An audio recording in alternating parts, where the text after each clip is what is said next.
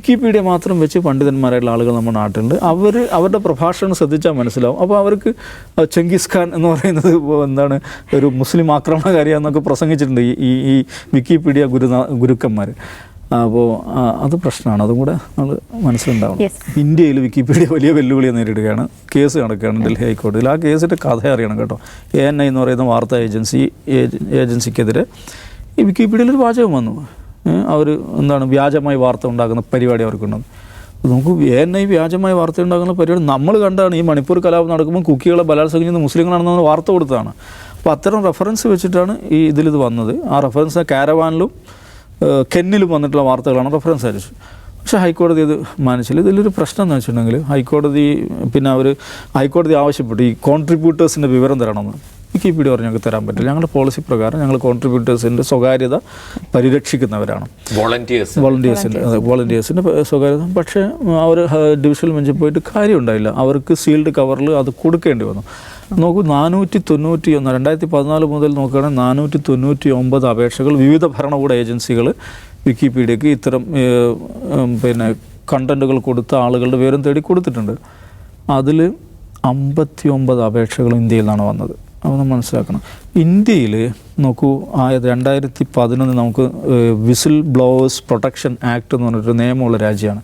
കാരണം പ്രത്യേകിച്ച് അഴിമതി ആരോപണം, പത്രപ്രവർത്തനം, സ്വതന്ത്രമായ ആശയം, ഇതിനൊക്കെ സംരക്ഷിക്കാൻ വിസിൽ ബ്ലോവേഴ്സിനെ പ്രൊട്ടക്റ്റ് ചെയ്യുക എന്നുള്ളത് വളരെ പ്രധാനമാണ്. അപ്പോൾ വിസിൽ ബ്ലോവേഴ്സ് പ്രൊട്ടക്ഷൻ ആക്ടുള്ള ഇന്ത്യയിൽ നമ്മുടെ IT ആക്ടിലെ 79ാമത്തെ സെക്ഷൻ ഈ പറയുന്ന ഒരു സേഫ് ഹാർബർ എന്ന് പറഞ്ഞാൽ ഇത്തരം കണ്ടൻറ് പ്രൊഡ്യൂസേഴ്സിന് ഇൻ്റർമീഡിയറി പ്രൊഡ്യൂസേഴ്സ് എന്ന് പറയുന്നുണ്ടല്ലോ, അവർക്ക് ഈ തേർഡ് പാർട്ടി കണ്ടൻറ്റിൻ്റെ കാര്യത്തിൽ അവർ ഉത്തരം പറയേണ്ടതില്ല എന്നുള്ളതാണ് നമ്മുടെ ഈ IT ആക്ട്, ഇൻഫർമേഷൻ ടെക്നോളജി ആക്ടിൻ്റെ 79ാം സെക്ഷൻ പറയുന്നത്. അങ്ങനെ ഈ വിസിൽ ബ്ലോവേഴ്സ് പ്രൊട്ടക്ഷൻ ആക്ടുള്ള രാജ്യം, ഈ IT ആക്ടിൽ 79ാം വകുപ്പുള്ള ഒരു രാജ്യം, ആ രാജ്യത്ത് വിക്കിപീഡിയ കോടതിയിൽ നിന്ന് വരെ ഈ നിലക്കുള്ള വളരെ ഹാഷായിട്ടുള്ള പ്രതികരണം നേരിടേണ്ടി വരുന്നു എന്നുള്ളത് സങ്കടകരമായുള്ള കാര്യമാണ്. പക്ഷേ നമ്മൾ കാണേണ്ട ഒരു കാര്യം, ഇപ്പോൾ 2 ആഴ്ച മുമ്പുണ്ടായുള്ള തിരുവനന്തപുരം മാധ്യമത്തിനെതിരായിട്ടുണ്ടായ നടപടി ഉണ്ടല്ലോ, ഈ PSC-യുമായി ബന്ധപ്പെട്ട വാർത്തയിൽ സോഴ്സ് വെളിപ്പെടുത്തണം എന്ന് പറഞ്ഞിട്ട് മാധ്യമ ലേഖകൻ അനിരു അശോകന് നോട്ടീസ് അയക്കുന്നു. അങ്ങേരുടെ ഫോൺ കോൺഫിസ്കേറ്റ് ചെയ്യാൻ തീരുമാനിക്കുന്നു. അവസാനം മാധ്യമത്തിന് കോടതിയിൽ പോകേണ്ടി വന്നു. ഇത് വളരെ ഗുരുതരമായ സാഹചര്യമാണ്. സ്വതന്ത്രമായ വിജ്ഞാനോൽപാദനം, അല്ലെങ്കിൽ എന്താണ്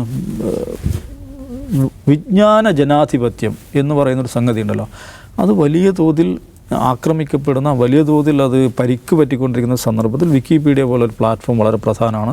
നമ്മൾ മനസ്സിലാക്കണം, ലോകത്ത് പല രാജ്യങ്ങളും വിക്കിപീഡിയ നിരോധിച്ചിട്ടുണ്ട് കേട്ടോ. ചൈനയിൽ സമ്പൂർണ്ണമായി നിരോധിച്ചിട്ടുണ്ട്, പല രാജ്യങ്ങളും പാർഷ്യലി നിരോധിച്ചിട്ടുണ്ട്, പല രാജ്യങ്ങളും നിശ്ചിത ഘട്ടങ്ങളിൽ നിശ്ചിത സമയപരിധി നിരോധിച്ചിട്ടുണ്ട്. ടർക്കിയിൽ 2017 നിരോധിച്ച് 2020 ലിഫ്റ്റ് ചെയ്തതിൻ്റെ ഓർമ്മ. സമ്പൂർണ്ണമായ നിരോധനം എനിക്ക് തോന്നുന്നത് ചൈനയിൽ തന്നെയാണ് ഉള്ളതെന്ന് തോന്നുന്നു. ഇനി ഉത്തര കൊറിയയിലുണ്ടെന്ന് എനിക്കറിയില്ല. സമ്പൂർണ്ണമായി നിരോധിക്കപ്പെട്ട രാജ്യങ്ങളുണ്ട്, പാർഷ്യലി നിരോധിക്കപ്പെട്ട രാജ്യങ്ങളുണ്ട്. നേരത്തെ ചില ആർട്ടിക്കിൾ മാത്രം നിരോധിക്കുമായിരുന്നു. പക്ഷേ വിക്കിപീഡിയ അതിൻ്റെ സെറ്റിങ്സ് മാറ്റിക്കൊണ്ട് ആർട്ടിക്കിൾ മാത്രം നിരോധിക്കാൻ പറ്റാത്ത അവസ്ഥയുണ്ടായപ്പോൾ പൂർണ്ണമായി നിരോധിക്കുന്ന ഇതിലൊക്കെ വന്നിട്ടുണ്ട്.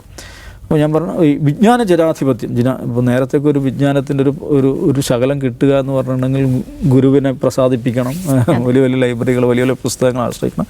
അങ്ങനെ നല്ല വിജ്ഞാനം കൂടുതൽ ജനാധിപത്യവൽക്കരിക്കുന്ന ഒരു ഘട്ടമാണ്. ആ സന്ദർഭത്തിൽ വിജ്ഞാനത്തെ ജനാധിപത്യവൽക്കരിക്കുക എന്നൊരു പ്രക്രിയയിൽ സവിശേഷ സ്ഥാനമുള്ള ഒരു പ്രസ്ഥാനമാണ്. അങ്ങനെ തന്നെ ഒരു മഹാപ്രസ്ഥാനമാണ് വിക്കിപീഡിയ. അതാണ് അതിൻ്റെ വാല്യൂ എന്ന് പറയുന്നത്. അതിലപ്പുറം വിക്കിപീഡിയയാണ് സർവം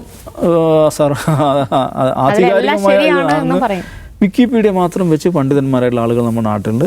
അവരുടെ പ്രഭാഷണം ശ്രദ്ധിച്ചാൽ മനസ്സിലാവും. അപ്പോൾ അവർക്ക് ചെങ്കിസ് ഖാൻ എന്ന് പറയുന്നത് എന്താണ് ഒരു മുസ്ലിം ആക്രമണകാരിയാന്നൊക്കെ പ്രസംഗിച്ചിട്ടുണ്ട് ഈ വിക്കിപീഡിയ ഗുരുക്കന്മാർ. അപ്പോൾ അത് പ്രശ്നമാണ്. അതും കൂടെ നമ്മൾ മനസ്സിലുണ്ടാവണം.